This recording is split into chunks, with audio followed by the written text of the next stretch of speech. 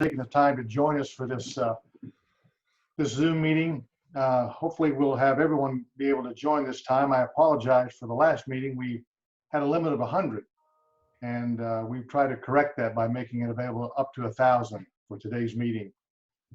We're going to talk about four things today. We're going to talk about the State Cup, the cancellation of all the cups, including the State Cup, both youth and adult. We're going to talk about the President's Cup, Challenge Cup, and Memorial Cup.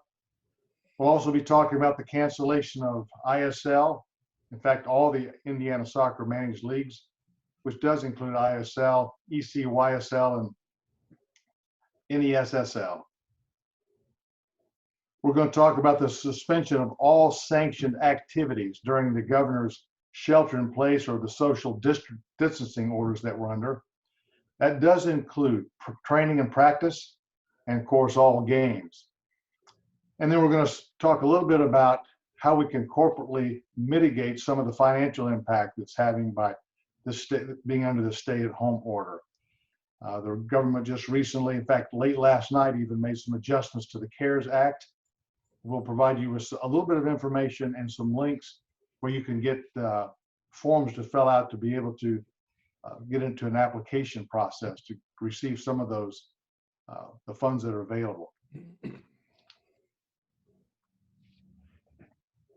When we talk about sanctioned activities, I want to emphasize just a little bit that Indiana Soccer covers sanctioned activities only.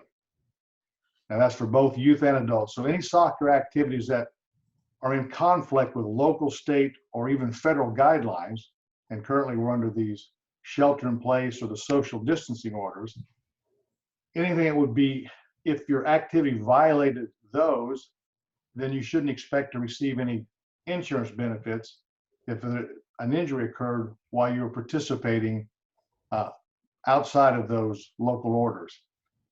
So I just want to emphasize that we need to stay home, not only to curtail the spread of the virus, but also it would put our clubs, our players, coaches, and any other volunteers at risk if they were to be doing something outside the scope of what the governor has asked us to do.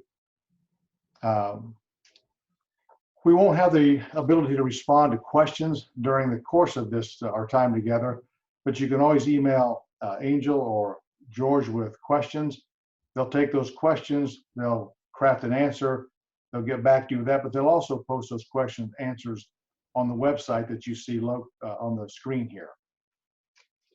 Next, I was going to ask Angel if she wouldn't address cups. Thanks, Dave. As Dave mentioned, we have officially canceled all cup play, State Cup, youth and adult, President's Cup, Challenge Cup, and Memorial Cup play. Earlier this week, we all received an announcement that U.S. Youth Soccer had shut down our regional national events. I kind of have up on the screen here for you the four principles that they used to make the decision. Our reasons obviously were the same as theirs. And then given the more information that we got yesterday from the governor and what we're anticipating for sure today, we just made the decision to go ahead and cancel entirely. What does that mean? We will be giving refunds, 100% refunds for all the cup monies that have been paid in. The checks for the refunds will be sent to the clubs. We know that we receive some checks from individual teams, etc. We're going to compile all of that and send a check back to the clubs. The clubs will get a statement so they know where the money goes. And then the teams will have to get their individual refunds from the clubs if they had paid it individually. We're planning on getting those checks back out in the mail by April 17th, which means individual teams who had paid should not be contacting their clubs probably until about April 20th. To get the refund from them. They won't have the money before then. As far as the sanctioned tournaments go, this announcement exactly matches what we were doing on March 26th, what we announced then. The tournaments need to follow, obviously, the governor's guidelines for the stay-at-home and the social distancing. If we've got tournaments that are out past those deadlines or those dates, then those events, it's up to them if they want to continue to run them or not. We're keeping our webpage updated with who's canceled, who's postponed, etc. Same thing for out-of-state tournaments. It's up to their state, those clubs make their decisions. Indiana Soccer has no control over refund policies for either in-state or out-of-state events. You'll have to work with those event owners. Same thing in the meantime, we will continue to process a travel permit if someone puts it in. That way, if the suspensions are lifted and you get to play, then your documents will be in place. George? Thank you, Angel. As stated, the league play has been canceled for the spring. All registered and paid ISL teams will be refunded 50% of their registration fee. This refund, similar to the cup situation, will be sent to the club, and the club may distribute as appropriate. Again, the goal is to get this out in that same check that Angel referenced with the cups on April 15th.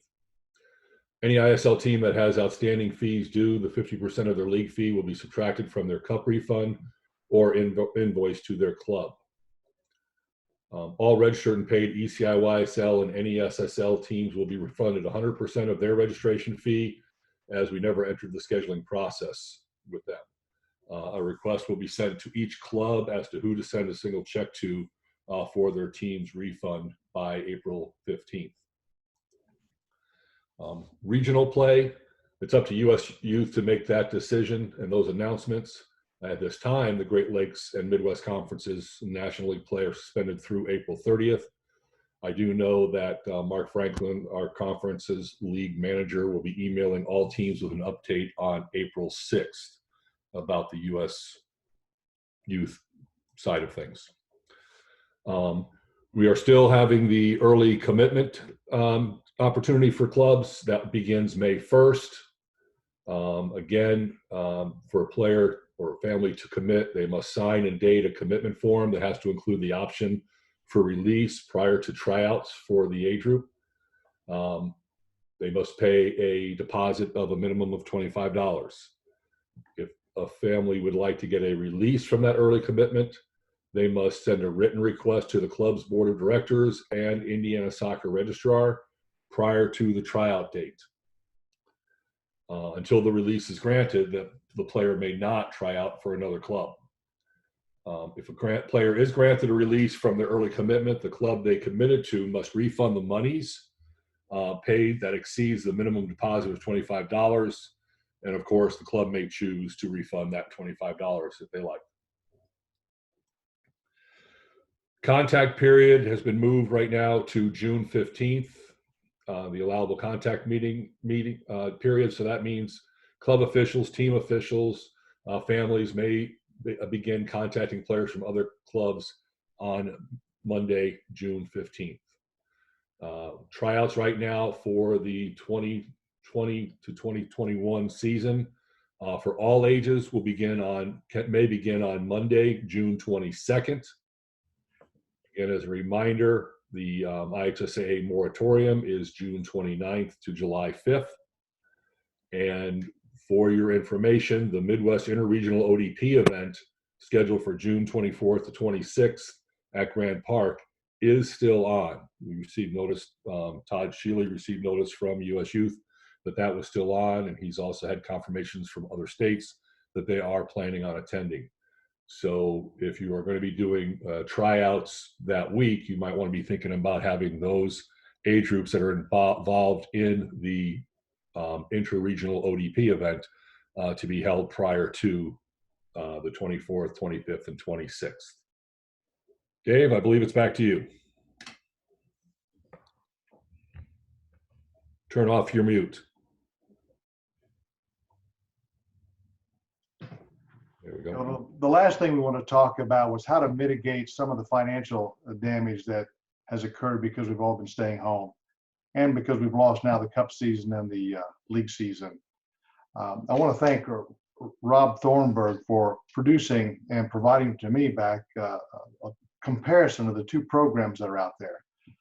It can be very complex and burdensome to read the entire thing, but thanks to Rob, you'll find at the link here a comparison of the two programs. If you have paid employees, the CARES Act has this paycheck protection program component to it. And basically, this was pretty simple. If you look, you can download the entire form. The form is available on the Indiana website. If you go to the trending news tab, you'll find it there under the coronavirus link. But if you download that application, you're going to find it has 4 pages, 2 of which are instructions. The other 2 are where you fill out, and it's a fillable PDF. I want to thank Alan Brown for providing that PDF that we have on the website. Anyway, if you go back and capture the last 12 months of your payroll burden, so that's the payroll, the taxes, if you had retirement in there, whatever you had in there, even including health insurance, all of that bundled together over the last 12 months, you divide that by 12, and then you multiply it by 2.5. That number is the number that you put into the fillable form. That's the amount of money that you can receive in the way of a loan. That loan, if you comply with the instructions, then will convert to a grant. It's not, you won't have to pay it back. Now that form is submitted through a lender. So if you've got a lending partner that you're working with, I would use them. According to my notes, it says that the lending partner needs to be a 7A, and if they're not, then they have to be aligned with another organization that does have that status. If you don't have a lending partner and you're looking for one, you'll also see I think it's on my next slide, if I could get you to go there, you'll see that Olivia McGuire is with Cynthia Bank. She has some experience in this area. She's expressed her willingness to help guide you through the process and to receive your application. You can see her contact information there on the screen as well. Now, if you want to take the time to go through and learn more about all the SBA protection loans that are available, you'll see that there are links here on the website. I'm sorry, on our website. They're also available on this slide right here, and all those links are active. This link will be posted to the PowerPoint that you're seeing will be posted also, so you can capture those links there if you're not able to do so while we're on the call here together. And then the last thing I would urge you to do is stay in contact with your clubs, I'm sorry, with your players, with your coaches, and all the members of the club. One of the things that Indiana Soccer has been doing to try to figure out how can we provide that connection is to come up with an inaugural Indiana E-Cup. Now this is a completely digital competition. We're using FIFA 20. Whether you play it on an Xbox One or whether you play it on a PlayStation 4, there'll be 2 brackets because those 2 platforms don't talk to one another. However, kids can sign up. We're putting them in 2 different age brackets, as you'll see listed on the website. There's a way for a kid to register. The club doesn't have to go through the burden of registering one of those players. That player can register directly off the website. He just lists what club he's representing. And so all the players who register under the club will then be contributing points to that club. So there'll be an individual score that we're going to be tabulating. So an individual winner, and then there'll be a club winner. So I urge you to try to get all your kids to participate if you can. But just another way we're trying to stay connected during this unusual time that we're currently experiencing. And the last thing to just say is we want to thank you. The staff of Indiana Soccer wants to thank you for your patience. The board of directors met last night to learn about what can we do to kind of continue to support our membership. And so I want to thank you on their behalf. As I mentioned earlier, if you have questions, please feel free to email us. Those questions then will be answered, and then we'll have a frequently answered questions and answers on the website for you. Stay home, be safe, and let's see if we can't, hopefully this thing will be lifted and we can start getting outside in the very near future. But if not, we'll look forward to picking up activities in the fall. Thank you all very much.